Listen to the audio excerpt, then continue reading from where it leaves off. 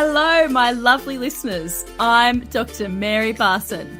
And I'm Dr. Lucy Burns. Welcome to this episode of Real Health and Weight Loss.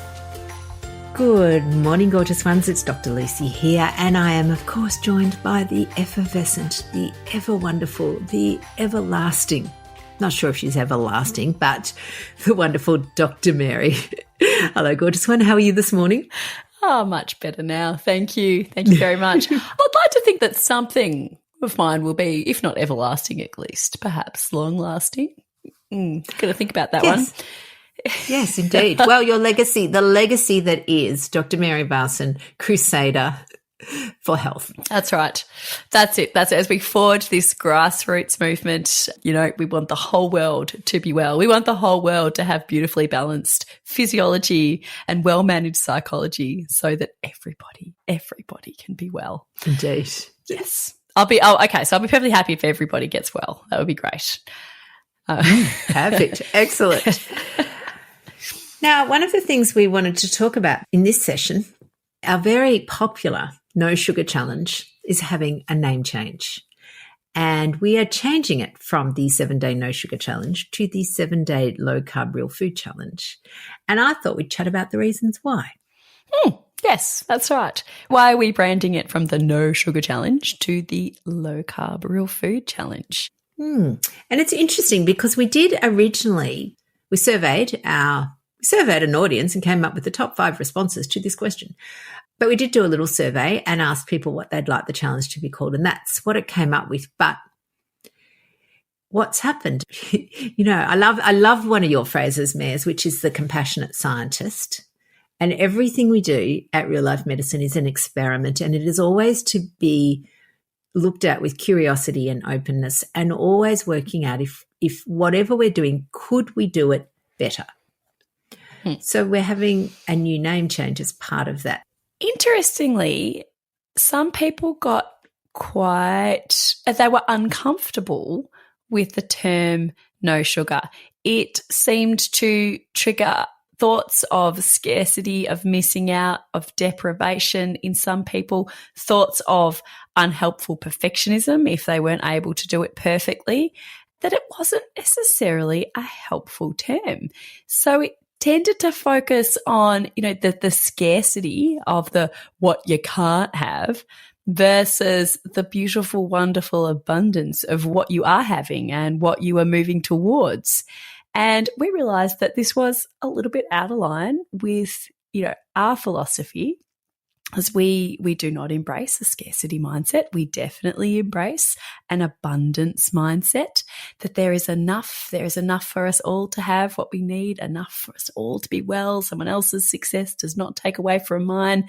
And so embracing abundance, embracing possibility over, you know, scarcity and failure, we have decided to change the name to the Low Carb Real Food Challenge. Indeed. So it is, you know, at its roots, it is the same concept. It's the same. Yeah. But there will be a slight change. You know, this is one of the things about people's beautiful brains. We are all different. So for some people, it was very clear. They liked that boundary. This is what we're doing. These are the rules. I like it. I'm not having sugar for 7 days. Excellent. I know exactly what I'm doing, and that makes me happy. That was some people's stories. Other people's stories were, right, so I'm not going to be eating sugar from Monday to Monday. I better eat as much as I can before it. And so they were finding that really they're going into this with a whole heap of sugar on board, all their sugar burning enzymes upregulated, their brain, you know, dopamine receptors in their brain are at maximal. And so they're starting it really behind the 8 ball. And so often then coming in with a physiology that is actually going to set them up to potentially be unsuccessful. If we're defining success as not eating sugar for 7 days, again, that's up for debate. Definitely. And so rather than going into that, we thought, well, why don't we try this? So we're calling it the Low Carb Real Food Challenge. And again, it's the focus being on all the amazing, delicious foods that you can eat that will help you restore your health. Yes. And there are plentiful and they're delicious, and focusing on the beautiful, healthy changes that can start to happen when you embrace real food, and in particular, the low carbohydrate versions of real food. It's a very different spin on the mindset of it. And as we know, mindset is key, and mindset is not discipline. We're not talking about you having to sort of flagellate yourself, to do it absolutely perfectly. Mindset is really, it's the set of beliefs and attitudes and assumptions and thoughts that we have that we can change and we can cultivate and move in more helpful directions. And when you cultivate a helpful mindset, you can effortlessly, or at least much more easily, work towards your goals when you're learning to work with your beautiful brain and not against it. Yes, absolutely. And it's interesting because we love the idea that you examining your thoughts, examining your feelings is part of this whole process. You can't just go, right, I want to lose some weight and reclaim my health, and I'm just going to follow this meal plan and that's the end of it. We're way too complicated for that. Yeah, totally. That's right. We're not going to give you a simple action-based do this. Instead, we are going to encourage you to be your own scientist. So the whole premise of the 7-day Low Carb Real Food Challenge is that you give it a go and that you do your best. And as you are giving it a go and doing your best, you then examine how you feel and also how you're going. And you treat it as an experiment. And as you treat things with an experiment, you can find out what works for you, what doesn't work for you, and it helps you move forward. Absolutely. And really understanding, again, this thing that, what comes up for you. So, for a lot of our people who were finding they were, and I'm using air quotes, triggered by the word no sugar, it's interesting to note that you go, isn't that interesting that phrase makes my brain want to rebel? Or isn't it interesting that phrase gives me feelings of deprivation? Or isn't it interesting that as soon as I was going along really well, and then as soon as I couldn't have something, or I was told by somebody else I couldn't have it, I wanted to have it. And you look and you go, isn't that interesting? And then you can come back to wonder where that comes from. That for me is where does that come from? And it comes from the stories in our head, and we have these stories in our head for a reason. And it could be because of diet culture, where it was the way to lose weight was to have short, sharp periods of intense deprivation where you suffered, and your suffering was a sign of you doing well. It was working because you were hungry and you were missing out and it was hard. Therefore, you were doing it properly. But of course, not sustainable, not psychologically, and definitely not physiologically. And so we sort of say, you can never, ever, not that we do, but sometimes that is occasionally what people hear. You can never, ever, ever have cookie dough ice cream ever again. And people might be like, you can't tell me what to do. Stuff that. I'm going to eat all the chocolate chip cookie dough ice cream in this shop. Yes. But of course, we don't tell people that they can't have chocolate cookie dough ice cream. Definitely not. Instead, we suggest reasons why you could examine for yourself why it may or may not be helpful to do so. Yes, what works, what doesn't work. Because our brain loves to go into the future. Does that mean I can never, ever, ever have it again? Oh, I don't want to do that, so therefore I'll have it now. And it's like, that's a funny, it's a story. It's very compelling. And if you don't know your stories, if you haven't taken the time to learn them, then you can't change them. And the changing of the stories is what makes this doable and easy in the long run. And it is entirely possible to change the stories in our head. We humans, all of us, we all have untrue thoughts. We all have a technical term in psychology called cognitive distortions, which is a fun thing to say. Makes us sound smart. It does. I like to occasionally say things that make me sound smart. So we've all got these cognitive distortions, and we big ones, little ones, and our brains will sprout them all the time. And we do this to make sense of the world. That's what we do as humans. This is what we do. We create stories to make sense of our internal and external world. But that doesn't mean that our stories are true. No. I often think it's a bit like the join the dot books, where you had to go to the next bit. And if you couldn't find it, you'd just make up a line. That's right, yeah. That sounds true. Yeah. Oh, look at that. It was always meant to be this way. Yeah, I'm sure that goes there. Yeah. And you don't need to believe the stories in your head, and you can change them. And it starts with awareness and acceptance of the fact that not everything that your brain tells you is true. I know, which is kind of hard for us to think about. But it's really interesting. And this is like a super common story that I see. And I saw it all the time when people would come into the clinic. I go, how are you going? They go, oh, I'm really annoyed. I go, oh, what's happening? I haven't lost any weight. I go, really? None. Oh, only a couple of kilos. Isn't that interesting? So hang on. I haven't lost any weight. That's the story. And then you go, really? And then they go, only a couple of kilos. So therefore the first sentence is untrue, as proven by the second sentence, which is only a couple of kilos. What the sentence actually is that I haven't lost as much weight as I wished I had, or I haven't lost as much weight as I think I should have lost, or I haven't lost as much weight because I'm not doing the things that I know would be helpful. Like there's actually a whole heap of sub-sentences in there, but instead it goes, I haven't lost any weight. Mm-hmm.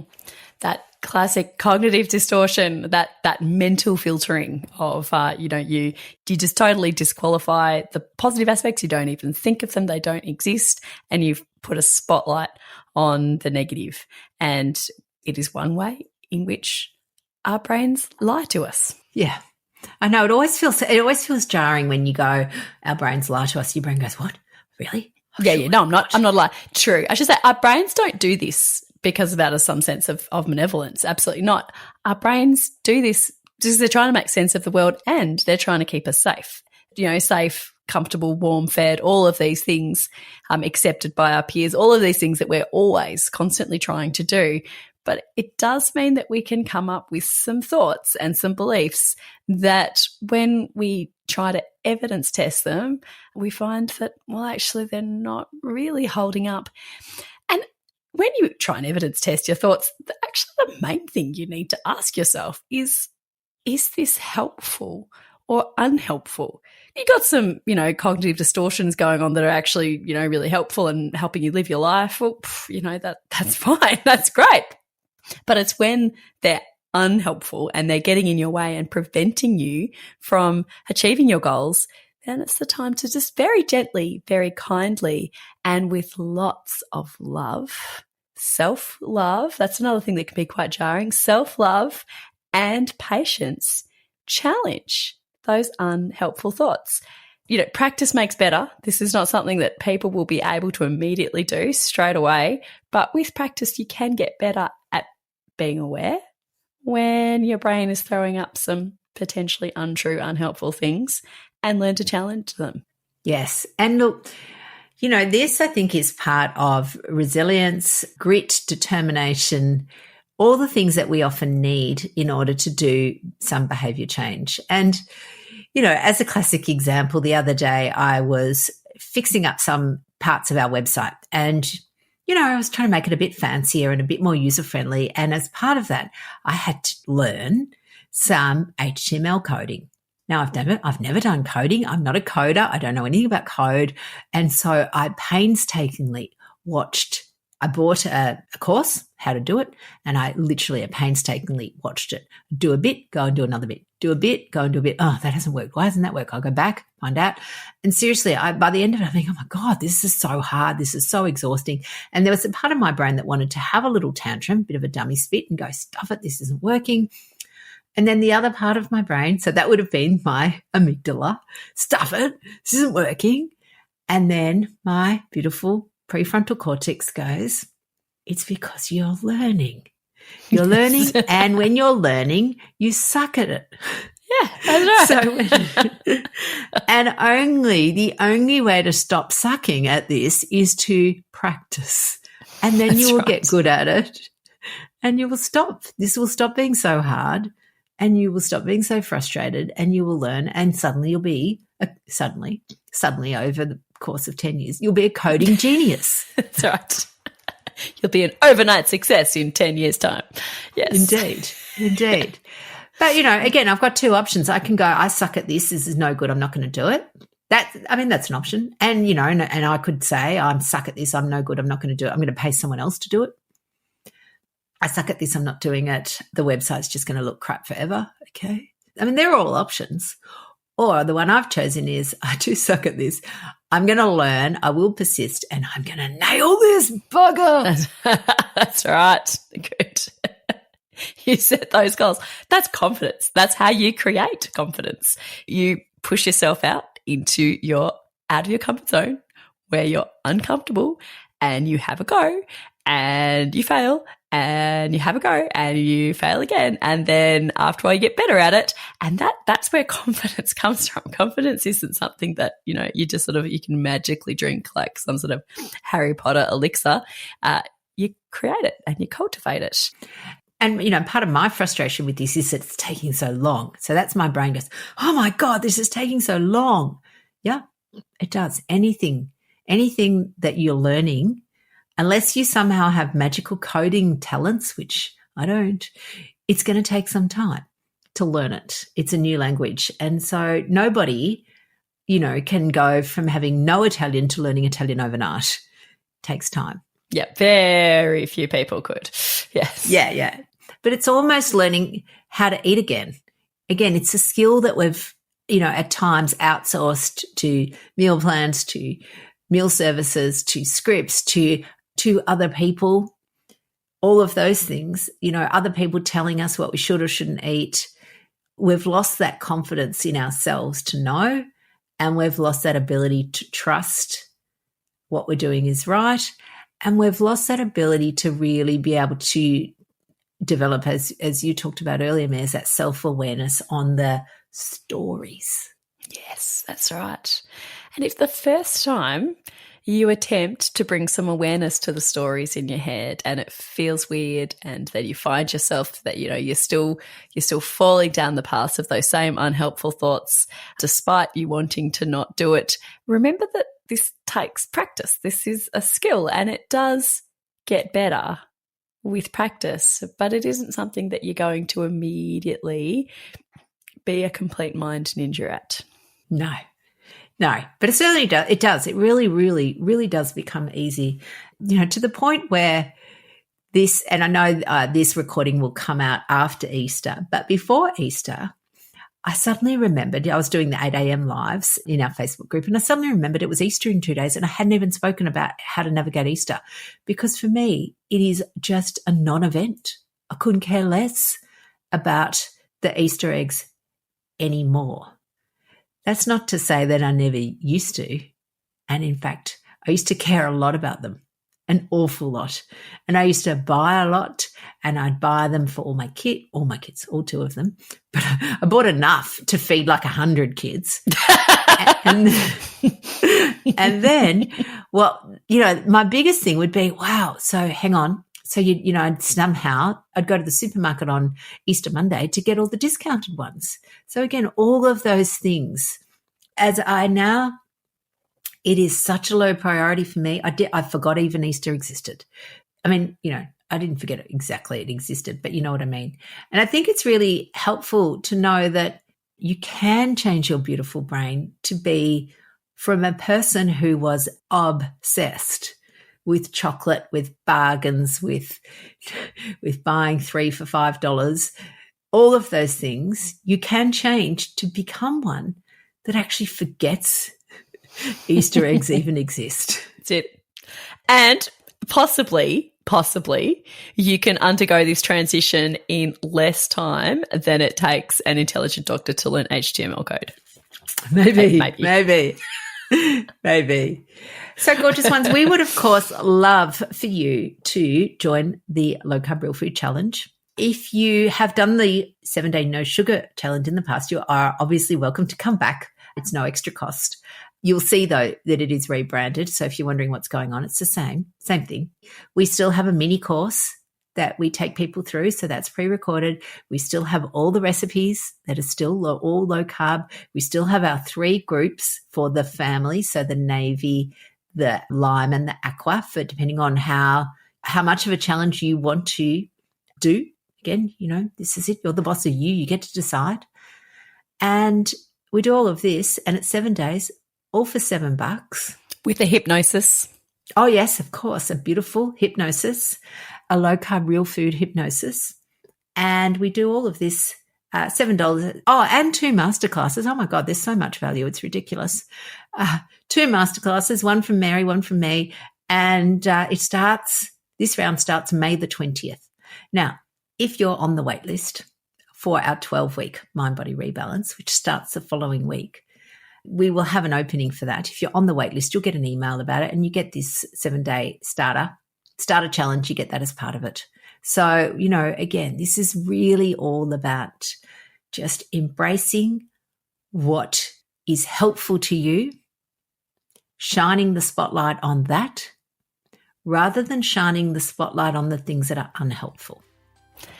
And change is possible. We see it every day. Absolutely. All right, gorgeous ones, we will see you next week. Bye now.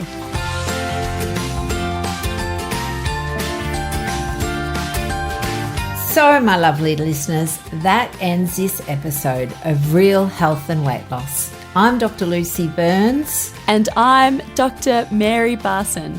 We're from Real Life Medicine. To contact us, please visit rlmedicine.com. And until next time, thanks for listening.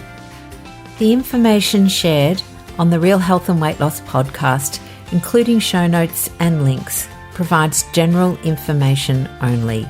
It is not a substitute, nor is it intended to provide individualized medical advice, diagnosis, or treatment, nor can it be construed as such. Please consult your doctor for any medical concerns.